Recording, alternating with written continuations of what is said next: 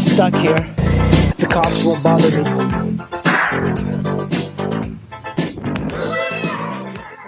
I just removed the old battery from the XR because it lost all its power, and I'm a little surprised. I think maybe the previous owner might have charged it up right before giving it to me, but this is the Baja Designs NiCad battery, so it's a very old battery, and you know, if you can tell here on the sides, these terminals are pretty worn, and it's just a bunch of like little batteries. I could even like get lithium batteries and hook them up and weld or solder two terminals in here the way this is, but I'm thinking about buying a new lithium battery for the XR because it is so much lighter. And the reason, you know, not a lot of people care too much if this battery dies, because what happens with this bike is mostly used for trails, so as long as the bike is running, it's making electricity. And with this thing, it's just in case the motor's not running, you still have electricity for the taillights and the blinkers and all of that. A reusable air filter on the XR. And one of the things I'm doing is I'm just cleaning the entire thing because I don't want any dirt to be falling in. And when you get a bike that's used, you should always look it over. So the previous owner had this system, and he basically drilled a bunch of holes here because he wanted to get more power. I'm going to be putting a stock one in there. And the reason I'm putting this on here is because I want to be able to ride off-road, and I don't want water to get sucked into the air filter. Alright, I have the stock plastic in there. I think it looks much better. The air filter is clean.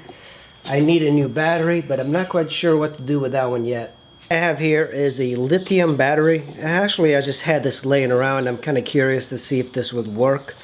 I don't know exactly if it will work. This is kind of powerful, and it's lithium polymer 2200.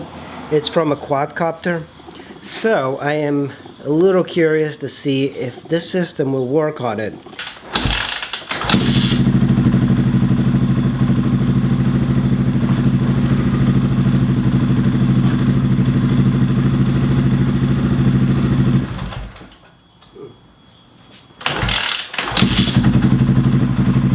There is a choke here, but it's so hidden, and it's really not a choke that's usable. And the real reason is it's not usable is that no one really has to use the choke very much.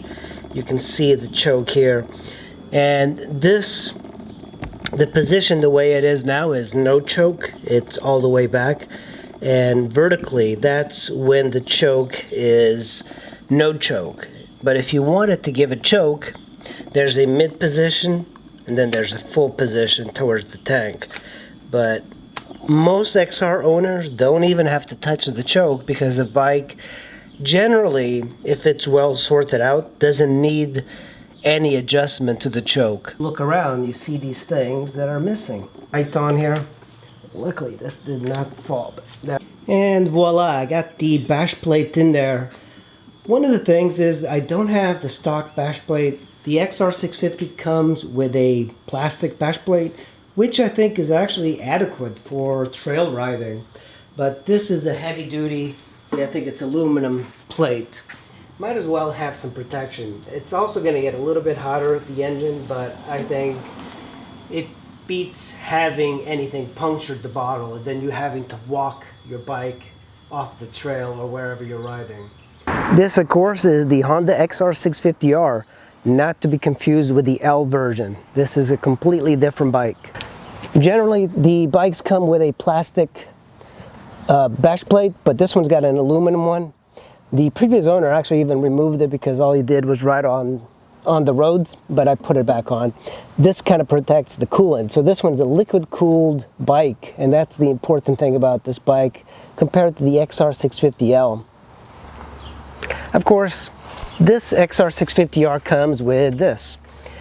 A lot of people might not know that ride road bikes what this is, but this is a kickstart. And this is a very big bike to kickstart, but there is no electric start on this bike. You have to use this.